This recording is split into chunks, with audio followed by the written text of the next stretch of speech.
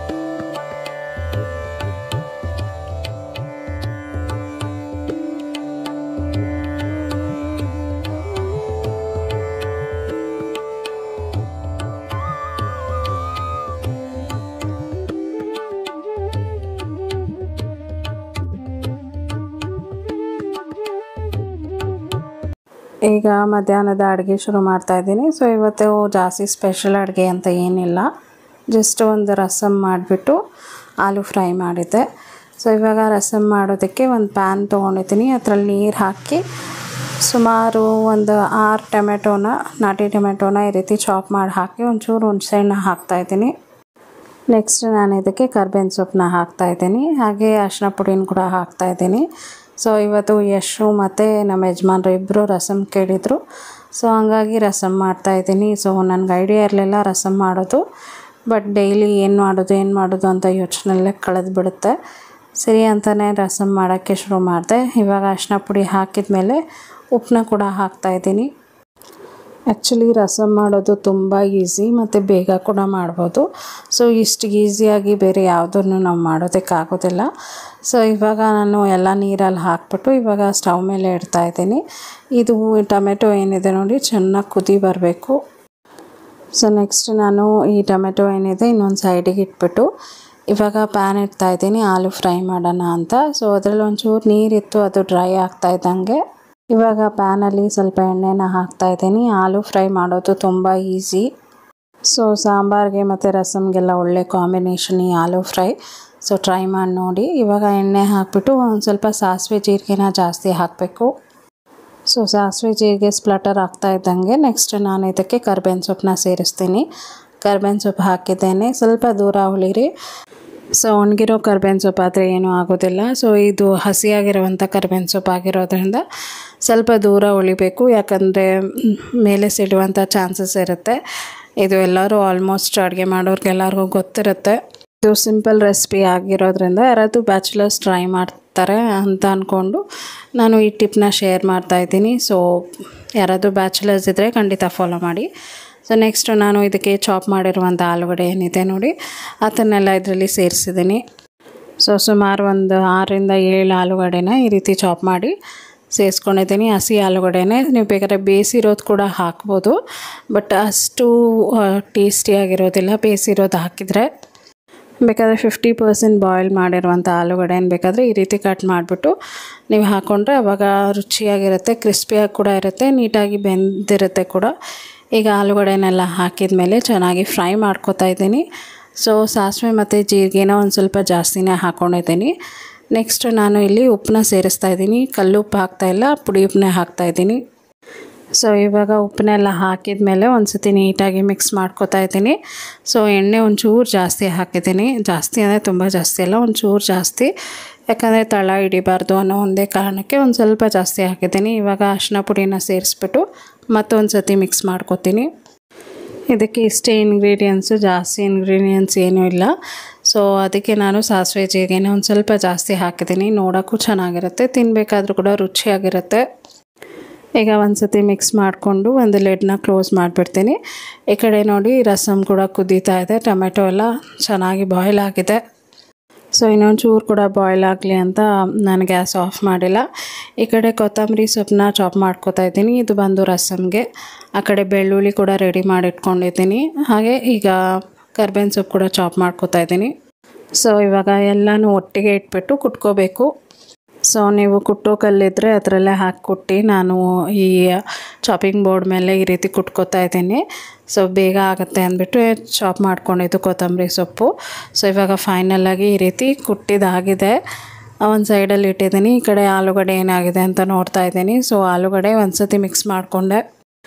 So ಇದಕ್ಕೆ ನೀರೇನು ಹಾಕೇ ಇಲ್ಲ ನಾನು, ಹಾಗೇ ನೀಟಾಗಿ ಬೆಂದಿದೆ ನೋಡಿ. ಸೊ ಇವಾಗ ಇದಕ್ಕೆ ನಾನು ಸಾಂಬಾರು ಪೌಡರ್ನ ಹಾಕ್ತೀನಿ. ಸೊ ಖಾರದ ಪುಡಿ ಹಾಕಬೇಡಿ, ಸಾಂಬಾರು ಪೌಡ್ರು ತುಂಬ ಟೇಸ್ಟಿಯಾಗಿರುತ್ತೆ. ಸೊ ನಿಮ್ಗೆ ಹಂಗೂ ಖಾರ ಸಾಕಾಗಲ್ಲ, ಇನ್ನೊಂಚೂರು ಖಾರ ಬೇಕು ಅಂದರೆ ಸ್ವಲ್ಪ ಖಾರದ ಪುಡಿ ಹಾಕ್ಕೊಳ್ಳಿ, ಅದು ಆಪ್ಷನಲ್ಲು. ಬಟ್ ಸಾಂಬಾರು ಪುಡಿ ಹಾಕಿ ಮಾಡಿದರೆ ಅಂತೂ ಸಖತ್ತಾಗಿರುತ್ತೆ. ಸೊ ಇವಾಗ ಎಲ್ಲದಕ್ಕೂ ಕೋಟ್ ಆಗಿದೆ. ಇನ್ನೊಂದು ಸ್ವಲ್ಪ ಕೂಡ ನೀರು ಹಾಕ್ತೀನಿ ನಾನು. ಸೊ ಸ್ವಲ್ಪ ಹಾಕ್ತೀನಿ, ಜಾಸ್ತಿ ಹಾಕೋದಿಲ್ಲ. ನೀರು ಹಾಕೋದ್ರಿಂದ ಏನಾಗುತ್ತೆ, ಆ ಮಸಾಲೆ ಎಲ್ಲ ಏನಿದೆ ಕಂಪ್ಲೀಟಾಗಿ ಕೋಟ್ ಆಗುತ್ತೆ, ಜಾಸ್ತಿ ಇಲ್ಲ. ಒಂದು 2-3 ಸ್ಪೂನಷ್ಟು ನೀರು ಅಂದ್ಕೊಳ್ಳಿ. ಆ ಸೌಟಲ್ಲಿ ಒಂದು 2 ಸತಿ ನೀರು ಹಾಕಿದೆ, ಆ ಸೌಟಲ್ಲಿ ಇನ್ನೊಂದು ಎಷ್ಟು ನೀರು ಹಿಡಿಬೋದು ಹೇಳಿ, ಒಂದು 3 ಸ್ಪೂನ್ ನೀರು ಹಿಡಿದ್ರು ಹೆಚ್ಚದು. ಸೊ 3 ಸ್ಪೂನು ಅಲ್ಲ ಅಂತ ಅನ್ಕೋತೀನಿ, ಒಂದು 2 ಸ್ಪೂನ್ ಹಿಡಿದ್ರೆ ಹೆಚ್ಚು. ಸೊ 2 ಸ್ಪೂನ್ ನೀರು ಹಾಕ್ಬಿಟ್ಟು ಈ ರೀತಿ ಮಿಕ್ಸ್ ಮಾಡ್ತಾಯಿದ್ದೀನಿ. ಸೊ ನೋಡಿ ಇವಾಗ ಕಂಪ್ಲೀಟಾಗಿ ಎಷ್ಟು ಚೆನ್ನಾಗಿ ಕೋಟ್ ಆಗಿದೆ ಅಂತ. ಈಗ ಆಲೂ ಫ್ರೈ ಏನಿದೆ ನೋಡಿ ಅದು ಕಂಪ್ಲೀಟಾಗಿ ರೆಡಿಯಾಗಿದೆ. ಸೊ ನೆಕ್ಸ್ಟು ನಾನು ಇಲ್ಲಿ ಇದರ ಮೇಲೆ ಒಂಚೂರು ಕೊತ್ತಂಬರಿ ಸೊಪ್ಪನ್ನ ಉದುರಿಸ್ಬಿಟ್ಟು ಮಿಕ್ಸ್ ಮಾಡಿಬಿಡ್ತೀನಿ. ಸೊ ಆವಾಗ ನೋಡೋಕ್ಕೂ ಚೆನ್ನಾಗಿರುತ್ತೆ, ತಿನ್ನೋಕ್ಕೂ ಚೆನ್ನಾಗಿರುತ್ತೆ. ಸೊ ಇವಾಗ ಫೈನಲಾಗಿ ಚಾಪ್ ಮಾಡ್ಕೊಂಡಿರುವಂಥ ಕೊತ್ತಂಬರಿ ಸೊಪ್ಪನ್ನ ಇದರಲ್ಲಿ ಉದುರಿಸಿದ್ದೀನಿ. ಸೊ ಇದನ್ನು ಈಗ ಒಂದು ಸತಿ ಮಿಕ್ಸ್ ಮಾಡಿಬಿಟ್ಟು ಕ್ಲೋಸ್ ಮಾಡಿ ಇಟ್ಬಿಡ್ತೀನಿ. ಸೊ ಇದು ರಸಮ್ಗಂತೂ ಸಖತ್ ಕಾಂಬಿನೇಷನು, ಇನ್ನು ಸಾಂಬಾರಿಗೆ ಅಂತೂ ಇನ್ನೂ ಚೆನ್ನಾಗಿರುತ್ತೆ. ಸೊ ಇವಾಗ ನೆಕ್ಸ್ಟು ನಾನಿಲ್ಲಿ ಒಂದು ಪಾತ್ರೆ ತೊಗೊಂಡಿದ್ದೀನಿ. ರಸಮ್ಗೆ ನಾನೇನು ಟೊಮೆಟೊ ಬೇಯಿಸಿದೆ ಅಲ್ಲ ಆ ನೀರನ್ನ ಸಪ್ರೇಟ್ ಮಾಡ್ಕೋತೀನಿ. ಸೊ ನೀರನ್ನ ಸಪ್ರೇಟ್ ಮಾಡ್ಕೋತೀನಿ, ಯಾಕಂದರೆ ನಾವು ಮತ್ತೆ ಮಸಿಯೋದಕ್ಕೆ ಈಸಿ ಆಗುತ್ತೆ ಅಂದ್ಬಿಟ್ಟು. ಸೊ ನೀರೆಲ್ಲ ಸಪ್ರೇಟಾಗಿ ತೆಗೆದುಬಿಟ್ರೆ ಈಸಿ ಆಗುತ್ತೆ ಮಸಿಯೋದಕ್ಕೆ ಅಂದ್ಬಿಟ್ಟು ಫಸ್ಟು ನೀರನ್ನ ಸಪ್ರೇಟ್ ಮಾಡ್ಕೋತಾ ಇದ್ದೀನಿ. ಈಗ ಒಂದು ಪೊಟ್ಯಾಟೊ ಸ್ಮ್ಯಾಶರಿಂದ ಈ ರೀತಿ ಸ್ಮ್ಯಾಶ್ ಮಾಡ್ಕೋತಾ ಇದ್ದೀನಿ. ಸೊ ನಿಮ್ಮ ಹತ್ರ ಸ್ಮ್ಯಾಶರ್ ಇಲ್ಲ ಅಂದರೆ ಒಂದು ಗ್ಲಾಸ್ ತೊಗೊಳ್ಳಿ, ಗ್ಲಾಸ್ ಹಿಂಭಾಗದಿಂದ ಈ ರೀತಿ ಸ್ಮ್ಯಾಶ್ ಮಾಡ್ಕೊಳ್ಳಿ. ಸೊ ಎಲ್ಲರಿಗೂ ಹೇಳ್ತಾ ಇಲ್ಲ, ಯಾರ ಹತ್ರ ಇಲ್ಲ ಪೊಟ್ಯಾಟೊ ಸ್ಮ್ಯಾಶರ್ ಅವರಿಗೋಸ್ಕರ. ಸೊ ಗ್ಲಾಸಲ್ಲಿ ಈ ರೀತಿ ಸ್ಮ್ಯಾಶ್ ಮಾಡಿಕೊಂಡ್ರೆ ನಿಮಗೆ ಚೆನ್ನಾಗಿ ಸ್ಮ್ಯಾಶ್ ಆಗುತ್ತೆ, ನುಣ್ಣಗಾಗುತ್ತೆ. ಬಿಸಿ ಇರೋದ್ರಿಂದ ನಾವು ಅದನ್ನು ಕೈಯಲ್ಲಿ ಕೂಡ ಕಿವುಚೋಕ್ಕಾಗಲ್ಲ. ನೀವು ಬೇಕಾದ್ರೆ ಮೊದಲೇ ಬಾಯ್ಲ್ ಮಾಡಿ ಇಟ್ಕೊಂಡಿದ್ರೆ ತಣ್ಣಗಾದ್ಮೇಲೆ ಬೇಕಾದರೆ ಕೈಯಲ್ಲೇ ಕಿವುಚ್ಕೊಂಡ್ರೆ ಇನ್ನೂ ಟೇಸ್ಟಿಯಾಗಿರುತ್ತೆ. ಸೊ ಇವಾಗ ನೀರೇನು ಸಪ್ರೇಟಾಗಿ ತೊಗೊಂಡಿದ್ದೀವಿ ನೋಡಿ ಅದನ್ನು ಇದರಲ್ಲಿ ಹಾಕಿದ್ದೀನಿ. ಹಾಗೆ ಇದಕ್ಕೆ ಒಂದು ಸ್ವಲ್ಪ ಅಡಿಷ್ನಲಾಗಿ ಕೂಡ ನೀರು ಹಾಕ್ತೀನಿ. ಸೊ ನಿಮಗೆ ಹುಳಿ ಯಾವ ರೀತಿ ಬೇಕು ಅದರ ಪ್ರಕಾರ ನೀವು ಅಡ್ಜಸ್ಟ್ ಮಾಡ್ಕೊಂಡು ನೀರು ಹಾಕ್ಕೊಳ್ಳಿ. ಸೊ ನಮಗೆ ಸ್ವಲ್ಪ ಹುಳಿ ಇರಬೇಕು, ಹಾಗಾಗಿ ನಾನು ಅದಕ್ಕೆ ತಕ್ಕಂಗೆ ನೀರು ಹಾಕ್ತಾಯಿದ್ದೀನಿ. ಸೊ ಇವಾಗ ನೆಕ್ಸ್ಟ್ ನಾನು ಜಜ್ಜಿಟ್ಕೊಂಡಿದ್ದೆ ನೋಡಿ ಕೊತ್ತಂಬರಿ ಸೊಪ್ಪು, ಕರಿಬೇವಿನ ಸೊಪ್ಪು ಮತ್ತು ಬೆಳ್ಳುಳ್ಳಿ ಅದನ್ನು ಇದರಲ್ಲಿ ಸೇರಿಸ್ತಾ ಇದ್ದೀನಿ. ಇದಕ್ಕೆ ಮೇನ್ ಇಂಗ್ರೀಡಿಯೆಂಟ್ಸ್ ಬಂದುಬಿಟ್ಟು ಈ ಮೂರೂ. ಸೊ ಅದೇ ನಿಮಗೆ ರಸಮ್ಗೆ ಫ್ಲೇವರ್ ಕೊಡೋದು, ಪ್ಲಸ್ ಮೆಣಸು ಮತ್ತು ಜೀರಿಗೆ. ಸೊ ಈ ರೀತಿ ರಸಮ್ ಮಾಡಿ ನೋಡಿ, ನೀವು ರಿಗ್ರೆಟ್ ಮಾಡೋದಿಲ್ಲ. ಕೋಲ್ಡೆಲ್ಲ ಆದಾಗ ಈ ರೀತಿ ರಸಮ್ ಮಾಡಿಕೊಂಡ್ರೆ ನಿಮ್ಗೆ ಒಳ್ಳೆ ರಿಲೀಫ್ ಕೊಡುತ್ತೆ. ಬಟ್ ಒಂದು ಟಿಪ್ ಏನಂದರೆ ಸ್ವಲ್ಪ ಹುಣಸೆಹಣ್ಣು ಜಾಸ್ತಿ ಹಾಕಿ, ಹುಳಿ ಇರಬೇಕು ಯಾವಾಗಲೂ ರಸಮ್ಮು, ಆವಾಗಲೇ ಟೇಸ್ಟಿಯಾಗಿರುತ್ತೆ. ಸೊ ಇವಾಗ ನೆಕ್ಸ್ಟ್ ನಾನು ಇದಕ್ಕೆ ಜೀರಿಗೆ ಪೌಡರ್ನ ಸೇರಿಸ್ತಾ ಇದ್ದೀನಿ. ಸೊ ಎರಡನ್ನೂ ಹಾಕಿ ಮಿಕ್ಸ್ ಮಾಡ್ತೀನಿ. ಸೊ ಇವಾಗ ಎರಡನ್ನೂ ಹಾಕಿದ್ದೀನಿ. ನೀವು ಬೇಕಾದ್ರೆ ಜೀರಿಗೆ ಪೆಪ್ಪರ್ ಹುರಿದ್ಬಿಟ್ಟು ಕೂಡ ಕುಟ್ಬಿಟ್ಟು ಕೂಡ ಹಾಕ್ಬೋದು, ಅದು ಇನ್ನೂ ಒಳ್ಳೆ ಫ್ಲೇವರ್ ಕೊಡುತ್ತೆ. ನಾನು ಅಂಗಡಿಯಲ್ಲಿ ಮಾರ್ತಾರಲ್ಲ ಸೊ ಅದನ್ನೇ ತೊಗೊಂಡು ಬಂದು ಯೂಸ್ ಮಾಡಿದ್ದೀನಿ. ಸೊ ಜೀರಿಗೆ ಒಂದು ಸ್ವಲ್ಪ ಜಾಸ್ತಿ ಹಾಕೋಬೇಕು, ಪೆಪ್ಪರ್ ಒಂಚೂರು ಪೆಪ್ಪರ್ ಎಷ್ಟು ಹಾಕ್ತೀವಿ ನೋಡಿ ಅದಕ್ಕೆ ಡಬಲ್ ಜೀರಿಗೆ ಹಾಕಬೇಕು, ಆವಾಗ ಟೇಸ್ಟ್ ಚೆನ್ನಾಗಿರೋದು. ಸೊ ಇವಾಗ ಒಂದು ಸತಿ ಮಿಕ್ಸ್ ಮಾಡಿಬಿಟ್ಟು ನಾನು ಟೇಸ್ಟ್ ನೋಡ್ತಾ ಇದ್ದೀನಿ, ಯಾಕಂದ್ರೆ ನೀರು ಹಾಕಿರೋದ್ರಿಂದ ಉಪ್ಪು ಕಮ್ಮಿ ಆಗಿರುತ್ತೆ. ಸೊ ಅದಕ್ಕೆ ತಕ್ಕಂಗೆ ಉಪ್ಪನ್ನ ಸೇರಿಸ್ತಾ ಇದ್ದೀನಿ, ಪುಡಿ ಉಪ್ಪನ್ನ. ಕಲ್ಲುಪ್ಪನ್ನ ಹಾಕಿದರೆ ಸರಿಯಾಗಿ ಮೆಷರ್ಮೆಂಟ್ ಗೊತ್ತಾಗಲ್ಲ. ಸೊ ಕಮ್ಮಿ ಇದ್ದಾಗೆಲ್ಲ ಪುಡಿ ಉಪ್ಪನ್ನ ಬಳಸಬೇಕು. ಸೊ ಇವಾಗ ಇದನ್ನು ನಾನು ಸ್ಟವ್ ಮೇಲೆ ಇಟ್ಟಿದ್ದೀನಿ. ಇನ್ನೊಂದು ಏನಂತಂದರೆ ರಸಮ್ನ ಕುದಿಸ್ಬಾರ್ದು, ರಸಮ್ ಕುದಿಸಿದ್ರೆ ಟೇಸ್ಟ್ ಹೋಗ್ಬಿಡುತ್ತೆ. ಒಂದು ಕುದಿ ಬಂದಿದ್ದೆ ಆಫ್ ಮಾಡಿಬಿಡ್ಬೇಕು. ಈ ಕಡೆ ನಾನು ಒಗ್ಗರಣೆಗೆ ರೆಡಿ ಮಾಡ್ಕೋತಾ ಇದ್ದೀನಿ. ಸೊ ಒಗ್ಗರಣೆಗೆ ಒಂಚೂರು ಎಣ್ಣೆ ಹಾಕಿ ಕರಿಬೇವಿನ ಸೊಪ್ಪು, ಸಾಸಿವೆ, ಜೀರಿಗೆ, ಒಣಗಿದ ಮೆಣಸಿನ್ಕಾಯಿ, ಇಂಗು ಇಷ್ಟನ್ನೆಲ್ಲ ಹಾಕಿದರೆ ತುಂಬ ಟೇಸ್ಟಿಯಾಗಿರುತ್ತೆ. ಸೊ ಟ್ರೈ ಮಾಡಿ ನೋಡಿ. ಯಾರಾದರೂ ನಿಮ್ಮ ಮಕ್ಕಳಿಗೆ ಕೋಲ್ಡು ಕಾಫ್ ಎಲ್ಲ ಆದಾಗ ಈ ರೀತಿ ರಸಮ್ ಮಾಡಿ ಕೊಡಿಸಿ, ಮತ್ತು ಜ್ವರ ಇದ್ದರೂ ಕೂಡ ಈ ರೀತಿ ರಸಮ್ ಮಾಡಿ ಕೊಡಿಸಿ, ಒಳ್ಳೆ ರಿಲೀಫ್ ಕೊಡುತ್ತೆ. ಮತ್ತು ಅವ್ರಿಗೆ ಟೇಸ್ಟಿ ಅನಿಸೋದಿಲ್ಲ ಏನಾದ್ರು ತಿನ್ನಬೇಕು ಅಂತ. ಏನು ತಿಂದರೂ ಕೂಡ ವಾಂತಿ ಬರೋದು ಆ ಥರ ಎಲ್ಲ ಆದಾಗ ಈ ರೀತಿ ಮಾಡಿದರೆ ಒಳ್ಳೆ ರಿಲೀಫ್ ಕೊಡುತ್ತೆ. ಸೊ ನಮ್ಮ ಯಶ್ಶಿಗೆಲ್ಲ ನಾನು ಅದೇ ಮಾಡೋದು. ಹುಷಾರಿಲ್ಲ, ಕೆಮ್ಮು ನೆಗಡಿ ಆದರೆ ರಸಮ್ ಮಾಡಿಬಿಟ್ಟು ಕುಡಿಸ್ತೀನಿ. ಸೊ ಅವನಿಗೆ ಬೆಟ್ರ್ ಅನಿಸುತ್ತೆ, ಮತ್ತು ಕೋಲ್ಡ್ ಎಲ್ಲ ಬೇಗ ಕಮ್ಮಿ ಆಗಿಬಿಡುತ್ತೆ. ಸೊ ಖಂಡಿತ ಟ್ರೈ ಮಾಡಿ. ಈ ಕಡೆ ನೋಡಿ ರಸಮ್ಮು ಈ ಸ್ಟೇಜಲ್ಲಿ ಒಂದು ಕುದಿ ಬರ್ತಿದ್ದಂಗೆ ನಾನು ಆಫ್ ಮಾಡಿಬಿಡ್ತೀನಿ. ರಸಮ್ನ ಯಾವಾಗಲೂ ಕುದಿಸಿದ್ರೆ ಟೇಸ್ಟ್ ಹೋಗಿಬಿಡುತ್ತೆ. ಸೊ ಇವಾಗ ಇನ್ನೊಂದು ಕಡೆ ಶಿಫ್ಟ್ ಮಾಡ್ತಾಯಿದ್ದೀನಿ. ಸೊ ನೆಕ್ಸ್ಟು ಒಗ್ಗರಣೆ ಏನು ಹಾಕ್ಕೊಂಡಿದ್ದೆ ನೋಡಿ ಆ ಪ್ಯಾನ್ನ ನಾನು ಸ್ಟವ್ ಮೇಲೆ ಇಡ್ತಾಯಿದ್ದೀನಿ. ಸೊ ನಾನೆಲ್ಲ ಒಟ್ಟಿಗೆ ಹಾಕ್ಬಿಟ್ಟು ಇಟ್ಟಿದ್ದೀನಿ. ನೀವು ಬೇಕಾದರೆ ಎಣ್ಣೆ ಹಾಕ್ಬಿಟ್ಟು ನಿಧಾನಕ್ಕೆ ಒಂದೊಂದಾಗಿ ಹಾಕ್ಕೊಂಡು ಮಾಡ್ಕೊಳ್ಳಿ. ಸೊ ನಾನು ಒಂದೊಂದು ಸತಿ ಒಂದೊಂದು ಥರ ಮಾಡ್ತೀನಿ, ಮೂಡ್ ಹೇಗಿರುತ್ತೆ ಹಾಗೆ. ಸೊ ಇವಾಗ ಒಗ್ಗರಣೆ ಆಗಿದೆ, ಅದರಲ್ಲಿ ಸೇರಿಸ್ಬಿಡ್ತೀನಿ. ಸೊ ಫೈನಲಿ ರಸಮ್ ರೆಡಿ ಆಯಿತು. ಸೊ ನಾನು ತುಂಬ ಹೊತ್ತಾದಮೇಲೆ ಊಟ ಮಾಡಿದ್ರಿಂದ ಪ್ಲೇಟಿಂಗ್ ಮಾಡಿಲ್ಲ. ಇವತ್ತಿನ ವ್ಲಾಗ್ ಇಷ್ಟೇ. ಇವತ್ತಿನ ವ್ಲಾಗ್ ನಿಮಗೆ ಇಷ್ಟ ಆದರೆ ದಯವಿಟ್ಟು ಲೈಕ್ ಮಾಡಿ, ಶೇರ್ ಮಾಡಿ, ಕಮೆಂಟ್ ಮಾಡಿ, ಸಬ್ಸ್ಕ್ರೈಬ್ ಮಾಡಿ. ಮತ್ತು ನಾಳೆ ಒಂದು ಹೊಸ ವೀಡಿಯೋ ಒಂದಿಗೆ ನಾನು ನಿಮ್ಮನ್ನ ಭೇಟಿ ಆಗ್ತೀನಿ. ಅಂಟಿಲ್ ದೆನ್ ಟೇಕ್ ಕೇರ್, ಬಾಯ್.